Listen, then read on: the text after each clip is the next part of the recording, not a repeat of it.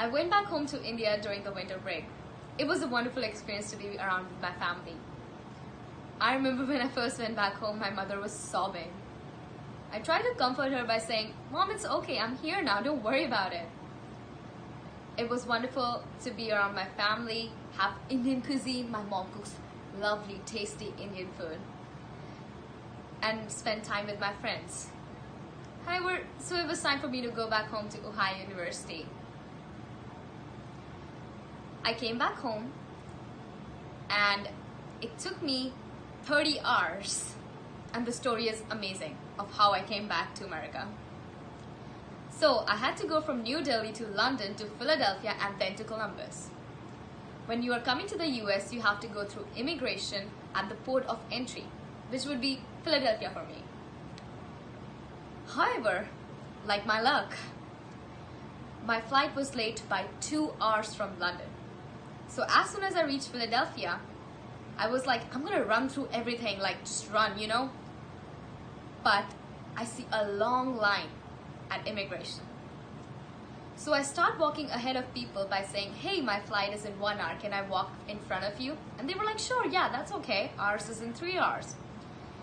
But then, as I walked to the front, there were these three people. I asked them, "Hey, what time is your flight? Mine is in 1 hour, can I walk ahead of you?" And they were like, "No."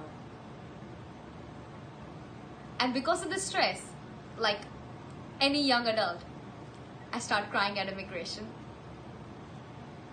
When it is my time finally after 1 hour to walk to the immigration officer, he asked me, "Why are you crying?" I say, "I have only 1 hour to go through immigration, security, and to transfer my bags.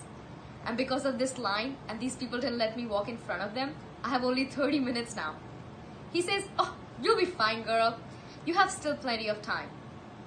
The officer was very kind to me. I thought that if I start crying, he'd let me go fast. You'd think so. But instead, he took his time to make sure that I was smiling and stress-free before I left the immigration office. I rushed through the security and transfer of my bags, and I reached my gate. I sat there for 5 minutes. There were only 5 minutes until my plane was about to take off, and there was no one there. So I asked the air hostess, "Has my flight already taken off?" And she goes like, "Oh no, it's only 3 hours late." In short, all the rush, all the crying, it was all for nothing.